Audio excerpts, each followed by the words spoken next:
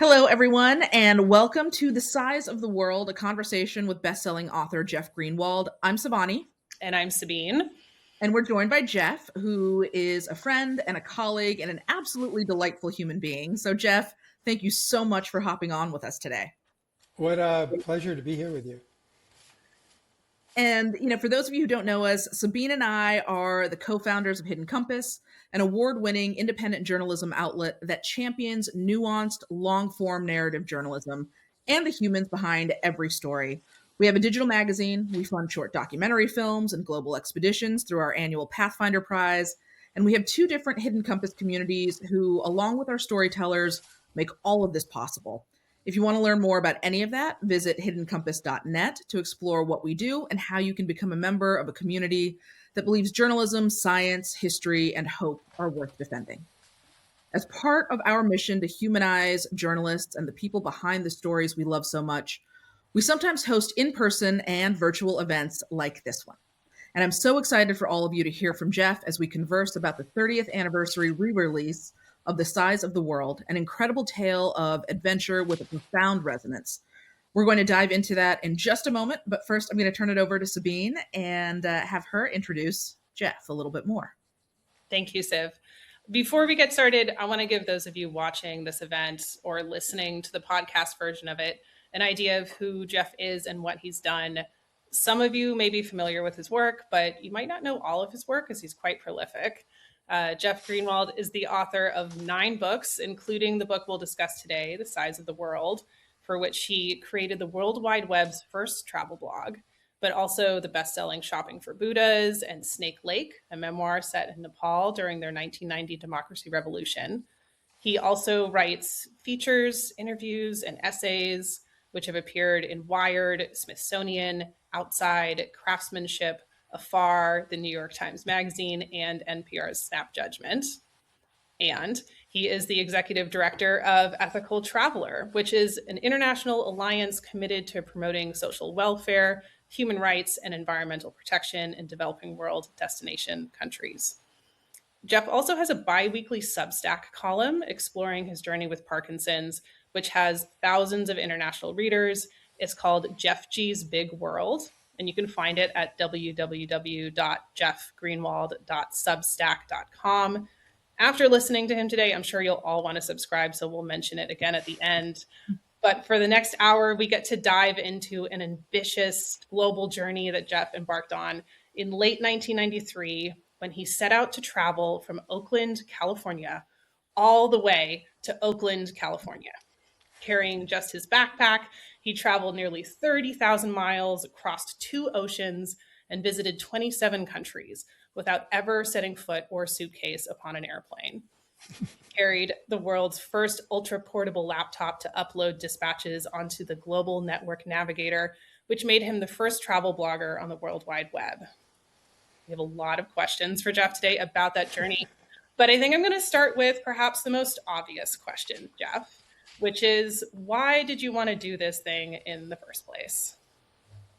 Yeah, well, that's sort of the question that I begin the book with. And there's a chapter, I think it's actually called Why I Wanted to Do This Thing in the First Place. And I'd read some of that if you like, if you I don't think mind that'd be a great. little bit of rustling. Okay, let me give it a shot. Why I wanted to do this thing in the first place. In 1983, on a solo trek up the Arun Valley in remote northeastern Nepal, I'd wandered into a tiny village called Num. It was early afternoon. Frost still clung to the moss in the shadows of large stones. Women with dark hair and darker eyes squatted in the clearings outside homes of packed and painted clay, hand-feeding grain into the center of spinning millstones. I had a long day ahead of me and planned to keep walking. But as I approached the grassy field at the edge of Num, marked by a simple cement schoolhouse, beyond which a steep and ancient trail of worn steps descended 1,000 feet to the Arun River, I was stopped by a surreal sight. School was in recess, and 10 boys in shorts and tattered shirts were playing a highly spirited game of volleyball without a ball. They leaped into the air on either side of a threadbare net, pantomiming serves, passes, and deadly spikes. So acutely was their attention focused on their imaginary ball that when a wild serve sailed in my direction, they shouted in unison, "Look out, mister!" As so often happens in Nepal, my initial amusement gave way to admiration. The schoolyard was situated on a small plateau at the end of Noom's high ridge. A bad serve or foul would send a real ball bouncing into oblivion. And in Nepal, where the per capita income is about $150 a year, losing a volleyball wasn't a mistake that the school board could afford to make twice. I sat down to record the scene in my journal. After a few minutes, I was joined by a neatly dressed man who appeared to be in his late 20s. He introduced himself as one of the school's 2 teachers and, encouraged by my rudimentary Nepali, took the liberty of making a small request. The rains, he said, had delayed a shipment of educational materials. Was there any chance I had a world map that he could look at? In fact, I did. It always came in handy. One of the first things that people in remote villages asked me was where I came from. My reply, Oakland, California, USA, was marvelously exotic, but virtually meaningless. Few rural Nepali shepherds or subsistence farmers had ever heard of nearby Oakaldunga, much less Oakland. Over the years, I'd learned to carry some helpful props: snapshots of my family, postcards of San Francisco Bay, and an up-to-date map of the world. I found the map in my backpack. The teacher unfolded it carefully and spread it across his lap. We were soon joined by his comrade, another clean-shaven young man in a spotless white shirt and knockoff Levi's. It became clear that, as strange as this may seem, neither of these men had ever closely examined a world map before. First, of course, we found Nepal. The 2 men blanched at the sight of their own country, sandwiched between the geopolitical monsters of India and China. They nodded respectfully at the elegant landmass of North America and bit their lips sizing up the Soviet Union. The teachers were well aware of current events and tried to spot the countries they'd heard about on Radio Nepal. First, they hunted out the most volatile regions of the world, at that time and now, Iran and Iraq. Then broke off to search for more inviting hotspots like Hong Kong and Bangkok. Returning to the Middle East, they gasped audibly when they finally found the tiny sliver of Israel. "Castosano," they cried. "It's even smaller than Nepal." The volleyball game ended, and we were soon surrounded by kids. Their eyes and fingers centered on Nepal, then fanned out to find India, Tibet, Africa, and Australia. As they mouthed the names of distant cities, New Delhi and Sydney, London and New York, it seemed as if they were actually tasting these places, creating whole worlds in their imaginations, as convincingly as they'd created their foolproof volleyball. Observing their faces, observing the map, I sensed what they might be feeling. To these farmland kids, growing up in a tiny Himalayan village a week's walk from the nearest light bulb, the planet Earth was as impossibly large as our galaxy. I remember feeling just a little bit envious. It had been a while since I had basked in sheer wonder at the size of the world, or felt so gleefully helpless in the face of the seemingly insurmountable obstacles that lay in the way of exploring it. I well knew where such thinking could lead. It was the kind of thinking that had built my travel writing career and had led in a rather direct arc to the very trip I was on. Why, then, did I envy a bunch of impoverished Nepali grade school students who gawked at Boston as if it were Betelgeuse? Maybe because, for an instant, I remembered what it had felt like when the planet seemed utterly vast, mysterious, and inaccessible.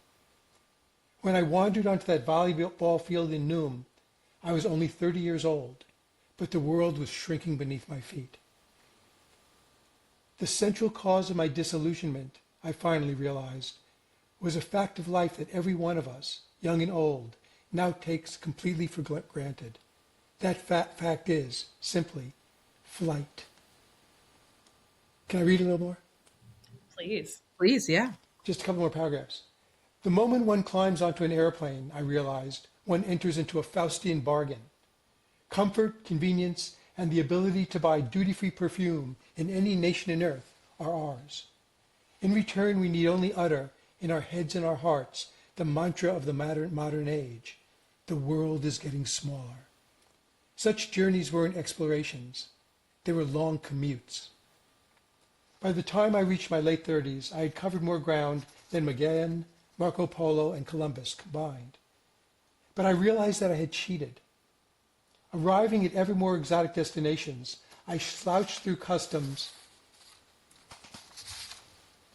with a guilty mien. I knew that important rituals and rites of passage had been overlooked, and that I didn't truly deserve to be in the places I was landing.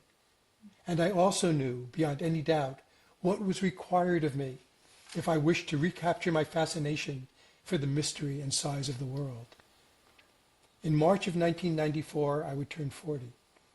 As a birthday present to myself, and as a devotional pilgrimage, or Korah, I wanted to rediscover that the earth is round. I wanted to feel its mass, feel its gravity, ambulate its circumference. I wanted to travel forward without a return ticket and let the topology of the planet's sphere carry me back to the place I had started from. There was only one way to do this, as Sabine mentioned earlier. I would have to travel around the world, from Oakland, California to Oakland, California, without ever leaving the ground. I love it. And I So mean, that's why I wanted to do the trip. That's basically all the motivations right there. Yeah. yeah. Recapturing the mystery, doing a devotional circle of the earth, and basically celebrating my 40th birthday by rediscovering why I love to travel so much, which is not about airplanes. I love that. And we're certainly going to get more into the motivation and the trip itself and what it's like looking back 30 years later. But I want to start with the before you left part. So we know, we've just heard a little bit about why you decided to do it, but before you left, how fully formed was this plan and what did you think things were going to look like before you started? What did you think this whole thing was going to look like and be like before you started? Well, that's a complicated question, Savani, and I'll give you a couple of answers. First of all, I had no idea how long it would take. I had budgeted 6 months for the trip. It took 9. I realized right away that one of the most difficult things about making this journey would be finding ships that were willing to carry me across the oceans.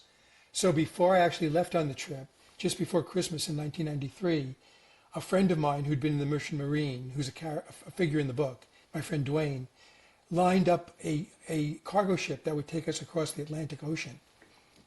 But that wasn't until I think it was January or something, and we wanted to start right away. So we decided to begin by going down through Mexico as far south as Guatemala and then coming up the east coast of the United States. So that was something it just, basically there was no route planned. It was just whatever way we can move forward, we were going to move forward. And this we I'm speaking about is I was traveling for the beginning of the trip, at least, with one of my closest friends, a woman named Sally Knight, an Australian woman who was a great world traveler and who had actually moved to the United States on her own when she was about 16. And I'd met her editing a book about Burma, and she and I decided to make the trip together.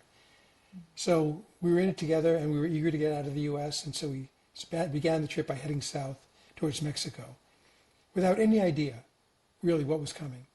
We modeled our trip a little bit on Star Trek.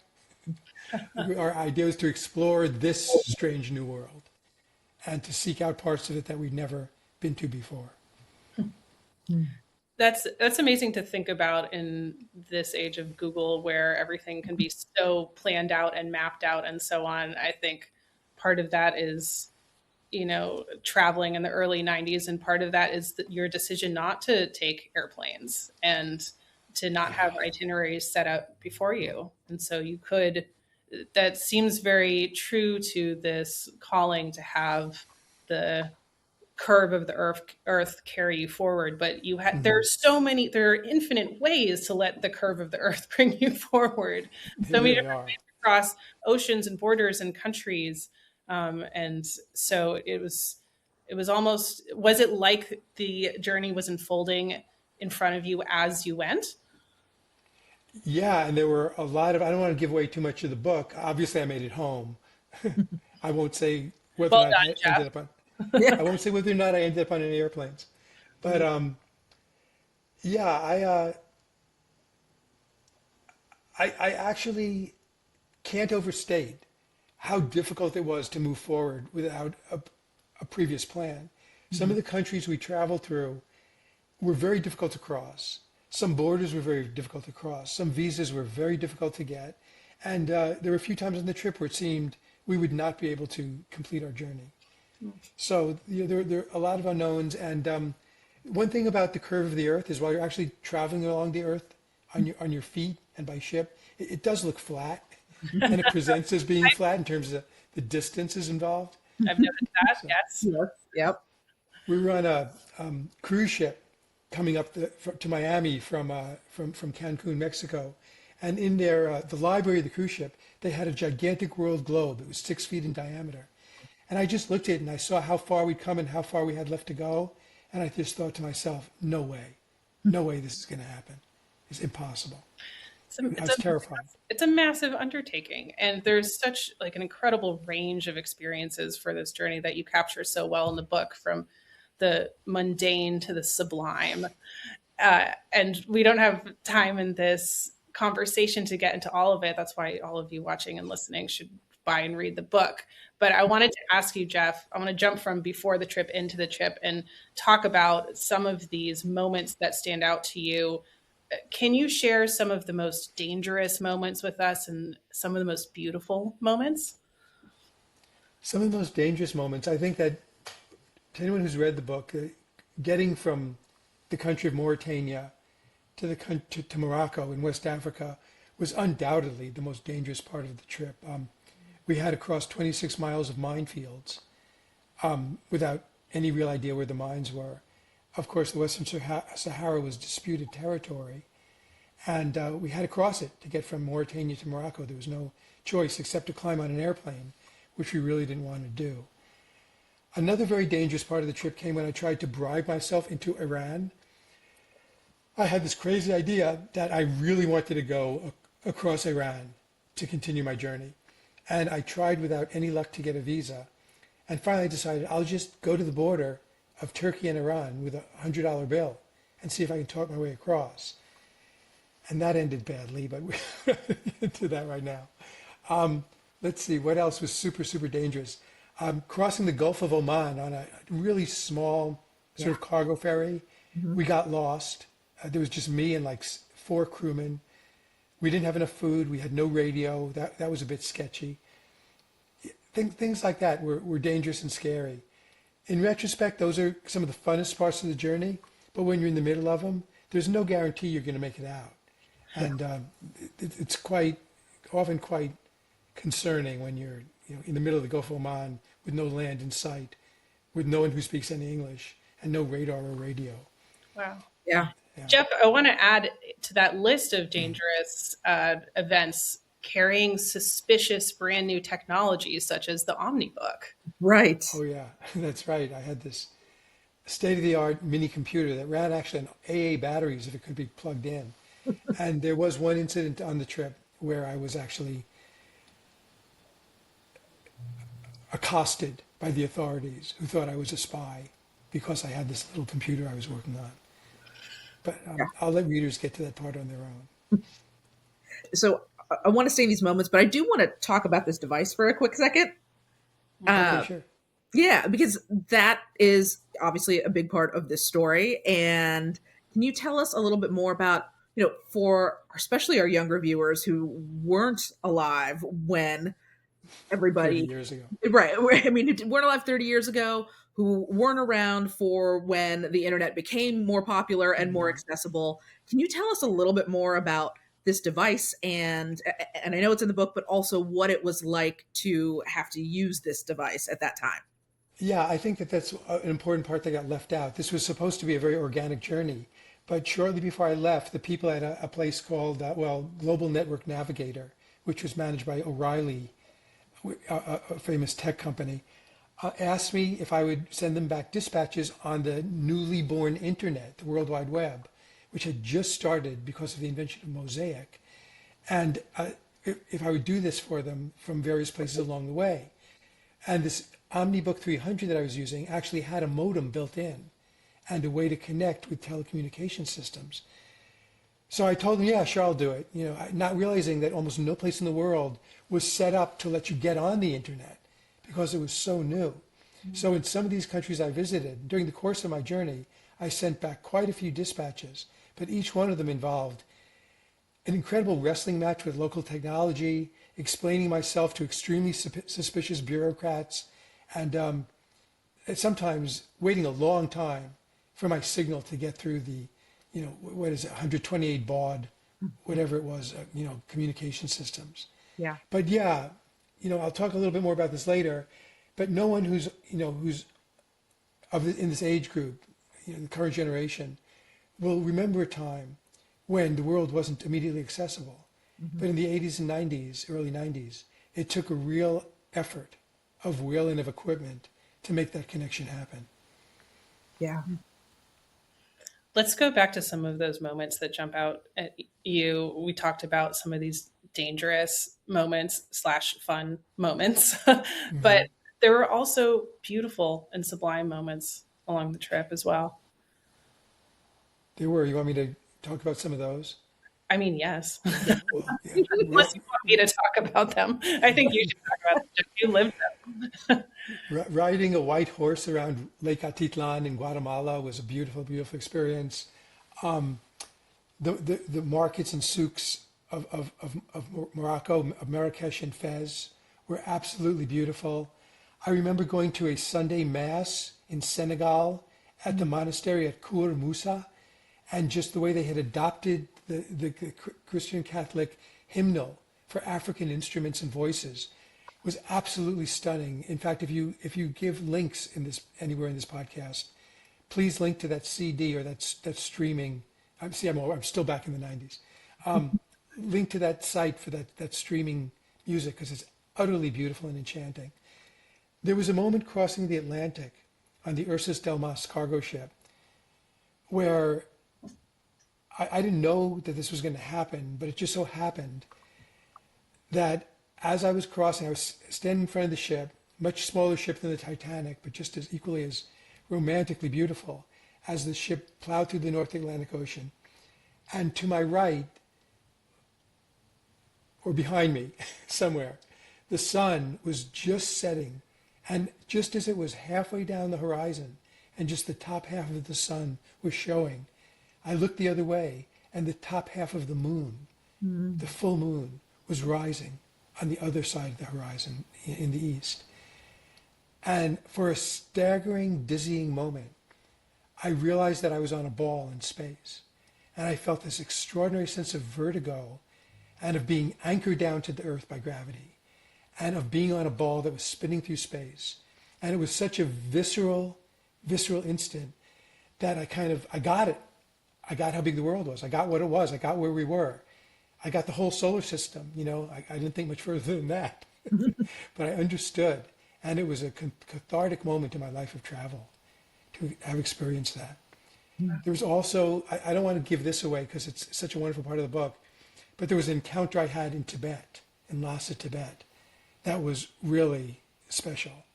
And I think I say in the book, if that was the whole purpose of my trip, was making that encounter, it was all worth it.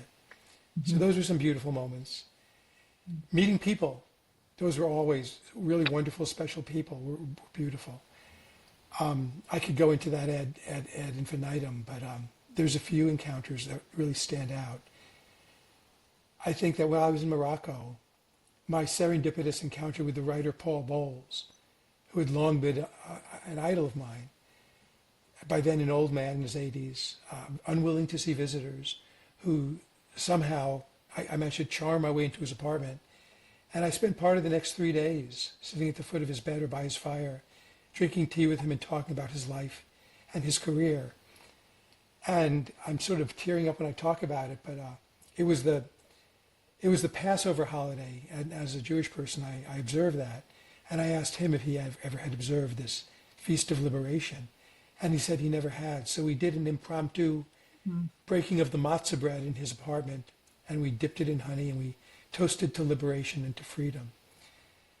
And when we left, when we parted, I was I felt very sentimental and very sad, and I just remember looking at him sitting in his armchair and just being overwhelmed and just saying, thank you for your friendship. And just he turned to me and he said, it was easy. And I think that's the most beautiful thing anyone's ever said to me. Yeah. So that was a lovely part of the trip. Anyway, I'm getting a little emotional just talking about it. He's, of course, passed away some years ago. Yeah. But not before he read my book. You. We're getting emotional with you. Yeah. That moment that you mentioned where you kind of understood the size of the world and our place in the solar system.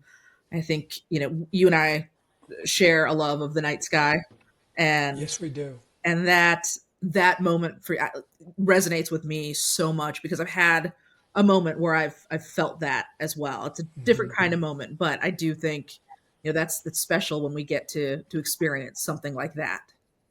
It is. I'm sure that in your travels to Antarctica, you've experienced that as well.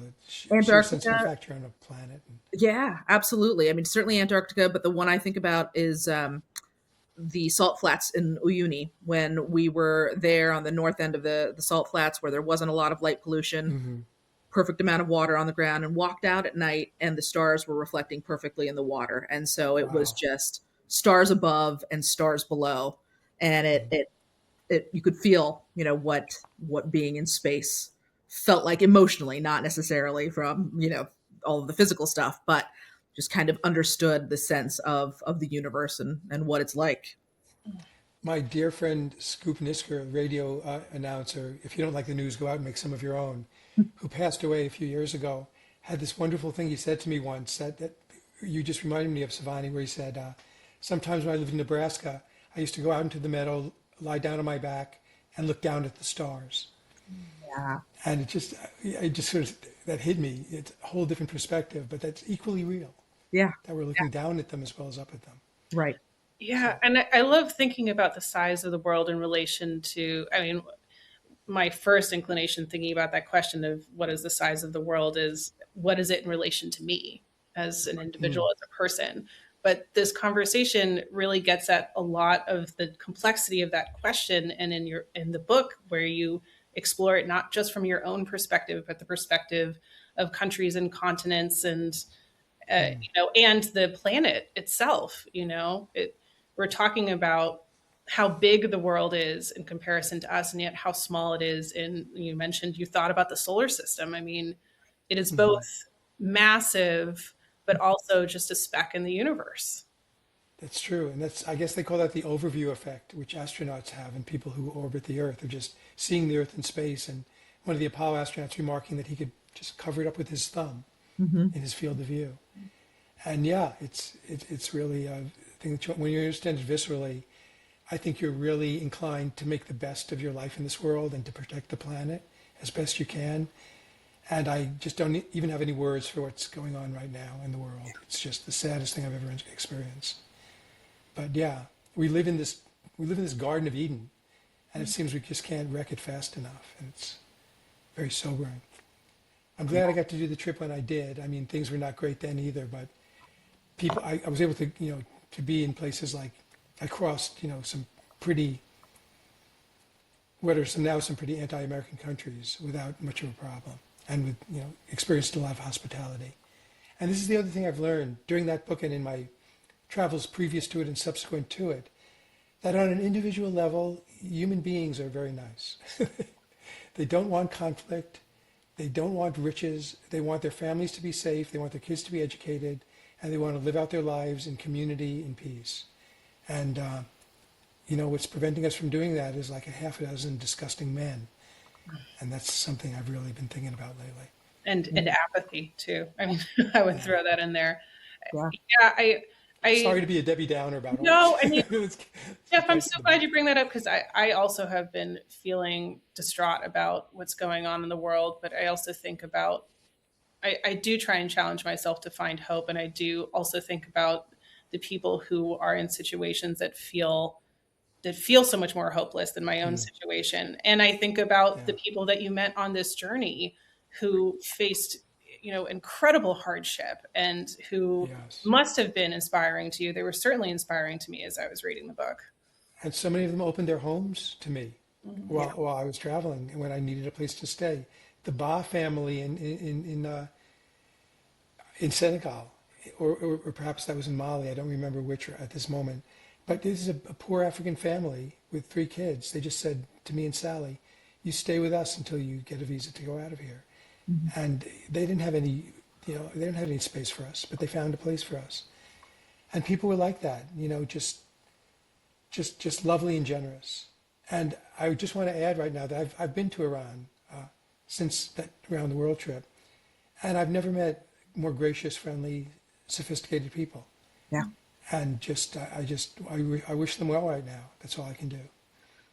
I know it's not part of this book and not part of this journey, but you have in previous times that we've um, been with you. You've told a story about your time in Iran and an eclipse, um, and a protest that broke out. And I'm wondering if you would be willing to share that with our audience now. I know it's not this book, and we'll get back to this book and this conversation, but I think given the timing, it Mm. feels like a particularly poignant story, and it's one that I know deeply affected me the first time I heard it. Thank you, Savani.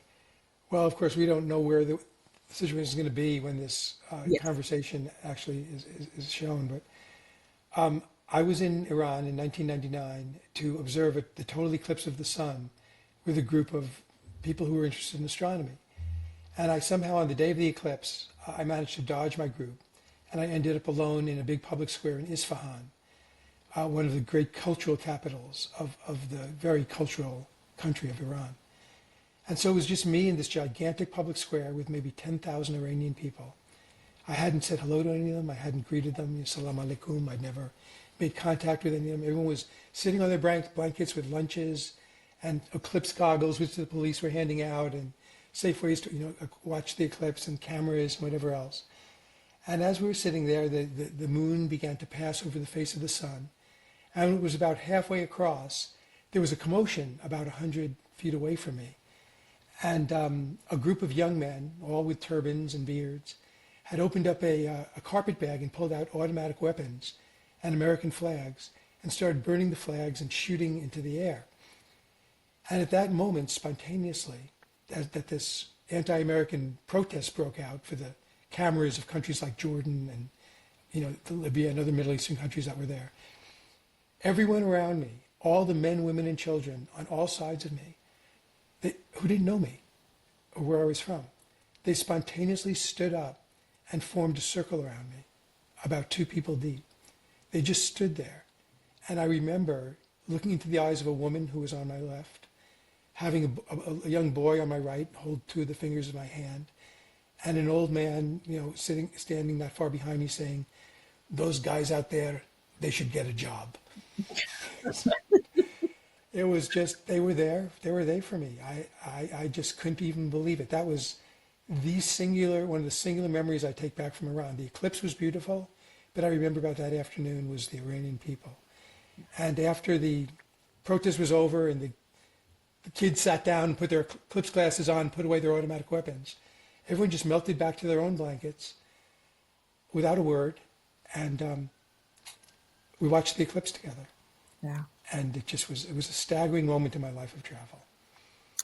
Yeah, that story gets me every time I've heard you tell it. Mm. And I think it's a good reminder because, the violence in the world, violence dehumanizes, and especially the way Yes. that it's covered and the way that the news gets to us. And so I think, remembering what you said earlier, that no matter where you are in the world, people just want to live a life of peace and they want their families to be safe. And they, And they're hospitable. yeah, Yeah. they're generally very hospitable. Yeah. Yeah.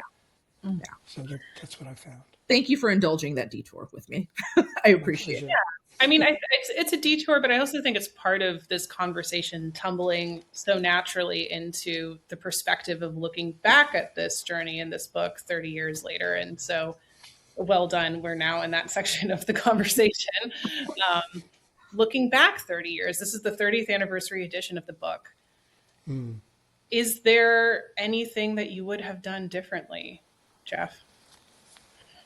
Well, it's funny because one of the appendixes there's some differences in the new edition of the book to the old edition. There's a new introduction. There's a preface by Don George.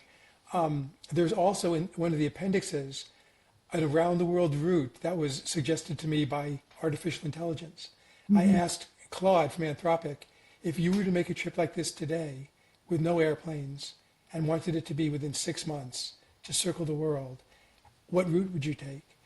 And then I asked it some follow-up questions. A very entertaining conversation, but I would not take that route today. I wouldn't make that change. Of course, part of the whole conceit of the book was I didn't know where I was going. The travel unfolded as it unfolded. I would like to say I would take more time and be more relaxed and travel more slowly, but I did have a book to complete. The trip did already run to 9 months, and by the time it ended, I was ready to go home. I mean, I had been away a long time, and I was exhausted. It was a very physically demanding journey. You mentioned earlier, Sabine, that I do a Substack about my journey with Parkinson's. I wouldn't be capable of doing the journey today, so that's out of the question. But I'm really grateful that I did it when I did it, how I did it. And I don't think I could have possibly done it any differently than the way I did it. I was extraordinarily lucky throughout the journey. I came back in one piece, surmounted a lot of difficulties, and had some encounters in Morocco, in Tibet, in China and Asia that were unpredictable and unbelievable. So I would just leave things exactly as they were. I want to just not quite play devil's advocate, but I do want to ask a question that might sort of feel like that. You embarked on this trip purposefully without air travel. Right. Do you think in hindsight that aspect was crucial to the insights you gained? Do you think that if you had been able to get to a place more quickly and then spend time in that place, more time, do you think you could have learned, it wouldn't have been the same trip at all, but do you think you could have learned some of the same lessons while still using air travel? Some of the same lessons, but not all of them. I think that there was I don't think Paul Bowles would have seen me if I hadn't explained what I was doing during that trip. A lot of the people we met on our journey were just, they were hospitable and friendly because they were so interested in what we were trying to accomplish. Of course, every time I travel, I don't go overland across the Atlantic or Pacific anymore, but I do have wonderful encounters with people and have some of the same experiences.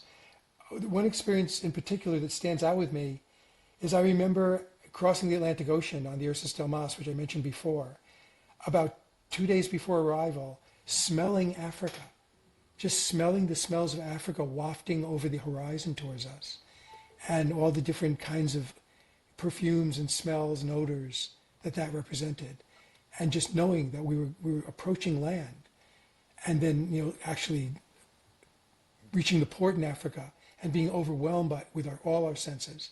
That was something that will never happen on an airplane. And it was a very interesting part of traveling the way that we traveled. Yeah, that's something that jumped out at me. I was reading the sections where you're crossing oceans. Right. And just how, different of an experience that is from crossing over land. And that's a huge part of this book and came about in large part because you weren't crossing oceans by air. Mm-hmm. Right. I mean, the Pacific, if you look at a globe, basically it's almost half the circumference of the globe.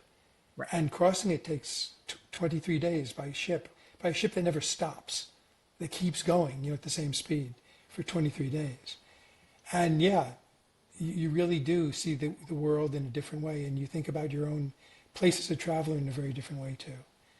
Yeah, I think there are definitely, not to answer your question for you, Jeff, but I think there are a lot of things that you got out of this journey by eschewing air travel. But then I also think about, you mentioned this very dangerous leg of your journey crossing an area that had landmines where you didn't know where the Mhm. landmines were, where you literally risked your life because you wouldn't get on an airplane. I, I mean, it's easy for you to say it was worth it because you made it, right? I was 30. Yeah, I was cavalier. I think I Yeah. was kind of cavalier. I could have been killed. The company's last expedition bus making that crossing had hit a mine. No one had been killed, but they'd had a hole blown in the floor of the bus. Oh my If God. someone had been sitting there at the time, they would have been, probably fatally injured. Just this sort of sense that I wouldn't say the invulnerability, but just a kind of confidence that I wasn't going to die that way. Right. But but when I'm thinking back on it, we were kind of nervous because the bus kept getting moored in the sand, and we had to dig it out and put, sand mats under the wheels, and that involved digging, that involved traipsing around, and there were no guarantees that one of us was not going to get blown up. That's true. We talked a lot about the size of the world earlier in this conversation, but I do want to circle back to that question. And because it is the title of the book and it's at the heart of the book in a lot of ways, how do you see the idea of the size of the world? And thinking now compared to when you first conceived of this journey, did your sense of scale change by setting out on this trip? Yeah, I mean, not to compare myself too directly to the extremely fit and brave astronauts, but I think I had the same experience, and it's a lifelong impact when you have that overview experience of knowing how big the Earth is, and where we are in the blackness of space, and how we're just sharing the planet with so many other people, and you can either rob them of their share of it, or enjoy its fruits with them. I think my worldview is permanently and totally changed. I confirmed how much I love this planet. I mean, there were times during the trip where my love of the planet Earth and its people was really overwhelming. And of course, that happened to Savani also during that Iran eclipse. But there have been times in my travels and many times in that journey where I just was in love with the world. And if you love the world, you start caring about everybody in the world. And that was a big part of how I was changed by the trip. 10 years after the trip, of course, I started Ethical Traveler with my friend Greg Butensky. And 23 years later, that's still going, helping travelers make informed decisions about where to go and where to spend their money. Because every dollar you spend either supports or denies a regime of some kind. So why not spend money in the places that are doing the right thing with human rights and with the environment, with social welfare and so forth. So that was one outgrowth of that trip, was Ethical Traveler. Yeah, I think you're probably going to get to it, but one thing I want to make sure that we do talk about to some extent is the difference in the world we live in now to the world that we lived in then. Yeah. Because people will never travel.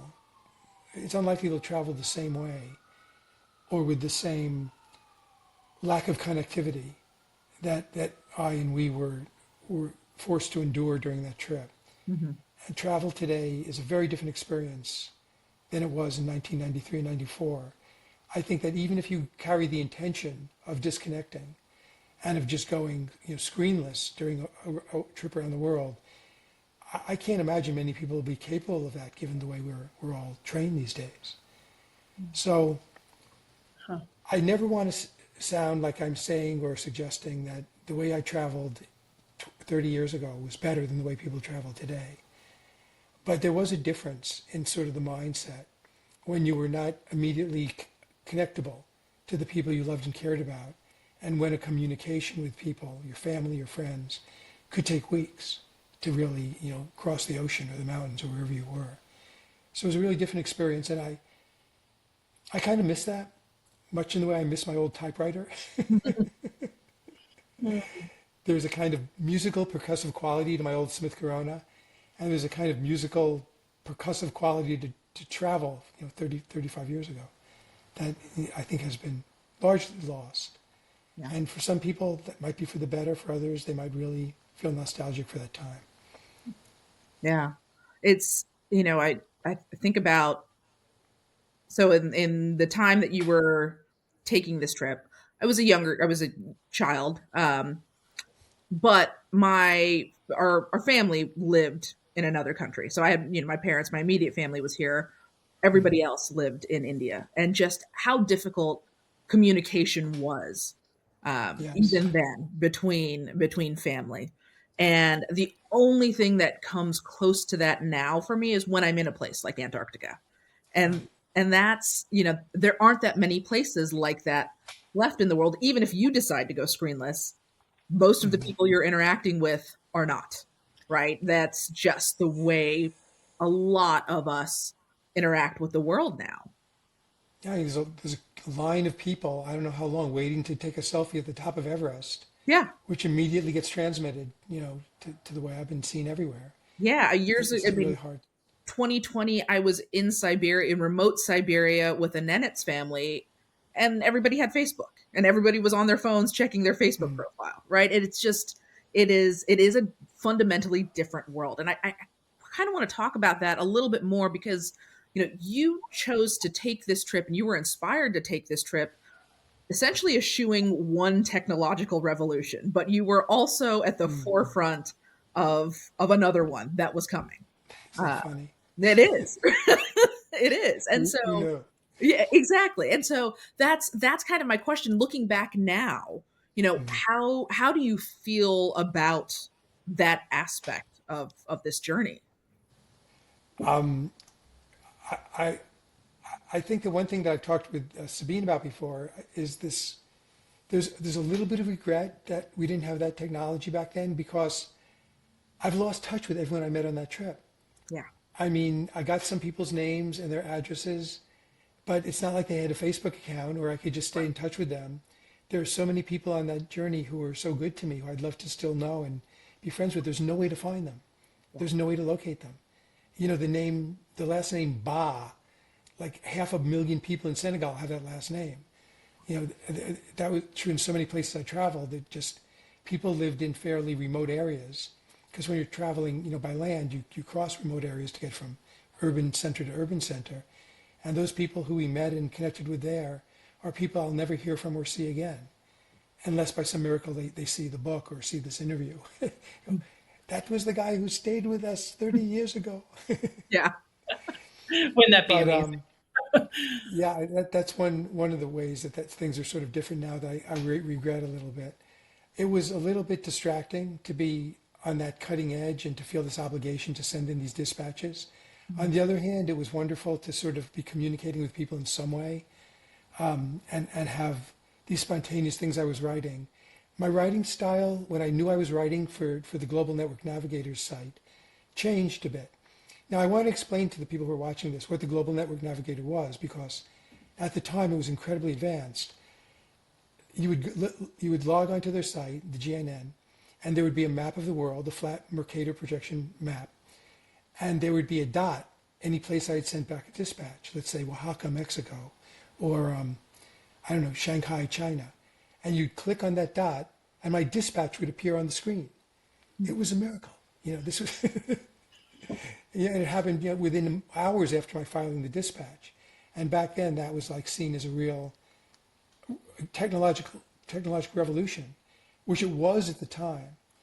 But so I felt this feeling of obligation, but I also felt it was wonderful to have a chance to be a reporter where I was traveling and to reach an audience, even though that hadn't been my original intention. So in a way, I had the best of both worlds. I had the immediate connection in terms of what I was going through. For instance, being in Tibet when Bill Clinton signed the most favored nation status with China, and the way the Chinese celebrated and the Tibetans mourned that decision. That was really something interesting to write about at the time, being there then. Sending the first image ever transmitted online from Kathmandu, Nepal to the rest of the world, an image of the elephant-headed god Ganesh, 5x7 image, which took 14 hours to transmit. These were experiences that I don't mind having had. But the best of both worlds, I had those experiences, and then I got to come back and write this book, which just, really brought people on the whole journey and put those dispatches in context of the places I was when I wrote them. And in the book itself, they're in a different, a different font and size than the rest of the book. Mm-hmm. Yeah, they really come through as like these little miracles, but also such a struggle to send. And I see this symmetry between the struggle of you being at the precipice of this new technological age and the struggle of you trying to live without air travel, or travel without air travel, which was similarly a struggle. Like it was really hard for you to do something that was, unheard of and brand new, but also very difficult for you to do something, to say no to something that everyone had embraced. Yeah, it's like saying, I'm going to make a trip, I'm going to start a business, I'm going to use the printing press, but I'll never use a wheel. It's sort of like I was giving up one technology and taking on another. But yeah, it was one of those things that was serendipitous. And when I sat down to write those dispatches, I was really focused on the digital world. I'd already, done some writing for Wired magazine. I was their otherworldly correspondent. That's what my card said. And I wasn't a stranger to, to writing online for magazines once the web had started. But not travel writing, stuff that took weeks to put together and get out there. Mm-hmm. I can't remember when Mosaic started exactly, but I think it was November of 1993 that it became publicly available and the World Wide Web really began. And I want to clarify for people who might be sitting there going, you're not the first person, that travel dispatches were being put on places like CompuServe before me, but they weren't blogs. They were community, they were forum dispatches, whereas my initial dispatches were the first ones on the internet as we know it today, on the World Wide Web. So that was a distinction that I want to be careful to not claim any throne that's not mine. You had mentioned, Jeff, that you think it's difficult, perhaps impossible, for someone to recreate this journey and the idea of traveling without screens or cell phones or perhaps some of the newer technology, the internet. But I do wonder if there were people who you met on this journey, or even yourself. Sorry, my dog is part of this conversation now. You, at moments in this journey, thought, this is impossible for me to complete this journey without airplanes. So I kind of want to push back against that and be like, obviously recreating this sort of journey without anyone else being connected to the internet isn't going to happen. But is there a way for people to sort of embody the spirit of what you did and say, I kind of want to connect to the world, to parts of the world in the way that we were connected to it before the internet and this modern technology was so ubiquitous? Definitely, but I just want to add a caveat to it. You said the hardest part of the trip was not getting on airplanes. It was finding a ship that would take me across the waterways I needed to cross. That was the hardest part of the trip then. And that would be the hardest part of a trip now. Unless you take a commercial vessel that takes passengers, you need the permission of the company that owns the ship and the captain to get on board. And there's nothing in it for them except liability and having a useless passenger. So I think that would be one of the most difficult things for people to do today. There are ships that cross the ocean now. They're not cruise ships that do take passengers, but that wasn't really uniquely so when I was making this trip. I think people could do very similar things today. Once you take the oceans out of the equation, any overland trip is possible. You could go from the tip of Alaska to Tierra del Fuego by bicycle if you had the strength and the equipment to do it. You could cross the continent of Africa if you wanted to. You could cycle from England to Turkey. There's many ways to do overland trips, and I have friends who have done things like that. Going around the world itself would be difficult because of the ship question, but I encourage people to take overland trips. I think it's a wonderful way to travel, and like I said before, the rural and unpopulated places between the urban centers are often where the most authentic and unusual experiences occur. So yeah, I think people can recreate the trip. There was recently news of a person a Dutch person who claimed to have gone to every country in the world without airplanes. I'm not sure if that was real or a hoax, but I'm not sure how that was done without airplanes. What about I, without cell phones? That's possible. I don't know. That's really good question. I'm going to punt that to the people watching and listening to this. Can you use a rotary dial phone though? You can find a payphone if you're in a place where they still That's exist. right. Yeah. You can New use landlines. challenges. I do want to talk about the book itself for a second, because Okay. you published this book in the 90s after this trip. Do you think that that a book like this, not as a republishing an anniversary edition, but a whole new book, do you think in the climate today, do you think a book like this could get published? And also, do you think that the sort of the appetite for reading about travel like this is still there? Gosh, Savani, it seems you could answer that question better than me. Working for a women-run magazine, you get these manuscripts all the time, and people seem to read Hidden Compass and really enjoy the stories. So I think there is still an appetite for some of this kind of narrative travel journalism. I don't really read much travel myself, to tell you the truth. I read a lot of science fiction and a lot of novels by people from India and Ireland and so forth.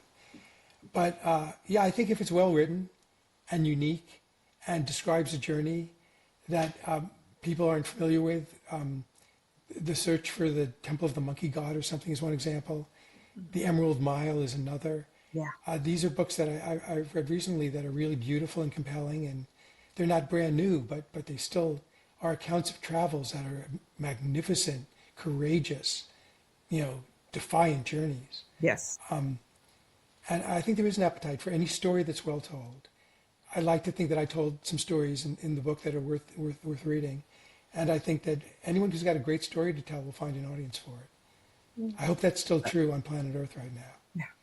I think we live in a time where we can talk about the negatives of certainly the technology that we all utilize, but there is also an incredible positive in that there are so many more platforms now for people to get a story out, to find an audience that is interested in the story that they have to tell. And that certainly comes with disadvantages, but it also comes with some incredible advantages as well. Yeah, the democratization of journalism in all its forms has advantages and setbacks. Yeah. But we just have to, it's on us now to find the most reliable, compelling, Right. well-told stories that we can. There's one, I don't know how much longer we have. It looks like we only have about a minute, but I don't know how strict you are. But I did want to share these two quotes that I wrote. Somebody recently sent me an op-ed, an article, an essay, that's what I'm trying to say, that someone had written about the baby boomer generation, which I sort of am at the far end of in terms of, I was one of the last baby boomers before you weren't a baby boomer anymore. You were Generation X or something. And this guy named Jonathan Plotkin, who has a site called The Spontoonist, he's a cartoonist, had this wonderful line in the essay that I wanted to share because I think it really applies to the book and to travel and to the question you just posed, Savani. And he wrote, "We know now that speed is not the same as depth and that connection requires more than a signal." I think that's a beautiful summation of what I learned during the writing of that book as well. Connection requires more than just a signal. I think that's something that anyone who travels anywhere should really keep in mind. And, if I would just close with any advice for people who are contemplating or making travels, it would be that one word, connect. Not a signal connection, connect with people. Be where you are and connect with the people you're with. And that's really where all the rewards are found. It's a beautiful message, Jeff. Thank you for that. I have one last question about this 30th anniversary edition of your book, which is why a 30th anniversary edition? You could have done 25th, you could have done a 10th. I think we're at a moment now in the history of technology where social networks and and the rise of artificial intelligence are bringing us to an inflection point, not only in communication travel, but in human history.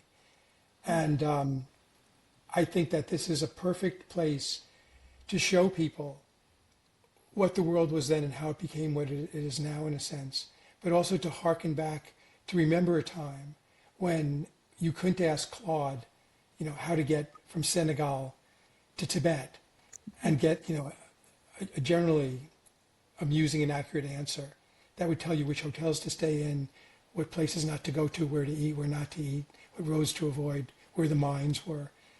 There was something about traveling that I think needed to be said again before it was lost to history and to time. And 30th anniversary, it's a good time. It's a generation later, at least a generation, just a little bit more. Mm-hmm. Is that a satisfying answer, Sabine? But yes. I think it's a wonderful answer. Fantastic answer, Jeff. Thank you. Thank you. A wonderful answer. And that last quote that you read, the connection requires more than a signal, I think is one that I'm certainly going to take with me from this conversation. And that width is not depth. Right. That's the other part of it. Yeah. Speed is not depth. And yeah, absolutely. Right. And I think we, at Hidden Compass, we talk so much about how modern exploration should be about going deeper. It's not about needing to be the first to do something, needing to conquer something. It's about those experiences that we have, and it's about the connections that we make. And I think this book is a great example of that. I think your life and your travels have always been a great example of that. So thank you for that. Thank you. And the same can be said of your magazine, which I deeply appreciate, Hidden Compass. And I'm grateful that you put it together and stuck with it and helped it grow to where it is today. Thank you. It's an honor to be on your video cast. Thank you. Jeff, thank you so much for being here with us today and having this enlightening and thought-provoking and moving conversation with us. It's always such a joy to spend time with you. And so I am so grateful that we've been able to do that today. We are so grateful for your friendship and for all the ways that you've supported us and what we do and Hidden Compass over the years. So truly, thank you for that. My pleasure. Thank you. And thank you to everyone who is watching this conversation. You're the reason that we get to do what we do. If you are curious about Hidden Compass, check us out at hiddencompass.net.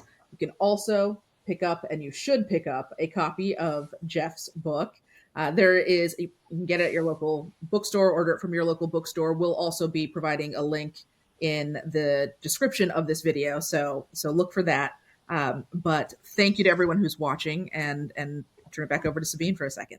Oh yeah. You said all the things that I wanted to say, which is the heartfelt thanks to Jeff, and to tell people to go buy his book, local bookstore, see if they have it. I know that the excitement around the publication of the anniversary edition has meant that some bookstores have sold out, but they can always order you a copy. And as Siv mentioned, we'll put a link in the event and podcast notes about this website called indiebound.org. And I have a tab open that shows that the book is available, so you can order it through them. They support local bookstores, which we're all about. And you should also check out and join Jeff's Substack at www.jeffgreenwald.substack.com. It's fantastic. And if you love a Jeff Greenwald Hidden Compass collaboration like this one, we also have published some of his writing in our magazine. You can check out Jeff's piece. It's called Beloved Objects. We published it in 2019. Wow. Oh my gosh, 7 years ago. Wow, incredible. Isn't that amazing? That is crazy, yeah. Yeah. You were in the early years of the magazine, Jeff. And we have commissioned custom artwork for that piece. So you should all go and read that and subscribe and read a couple hundred other amazing stories by super talented writers and photographers and journalists from all over the world, in the spirit of, what Jeff was saying, depth rather than speed. We only publish 20 articles a year, and we pick really good ones, and we spend a lot of time on them. We've gone against all of the advice to us of just publish constantly because people don't have long attention spans. You are readers have proven that wrong. So keep coming back because that's amazing. And, I also want to say thank you to everyone who's supporting the journalists through the patronage campaigns we have on our website. You can directly support these journalists, these amazing humans we work with. And speaking of amazing humans, Jeff, thank you so much for joining us today. Thank you, Savani. It's been such a pleasure. Thank you. Take care, everyone. Bye, everybody. Bye.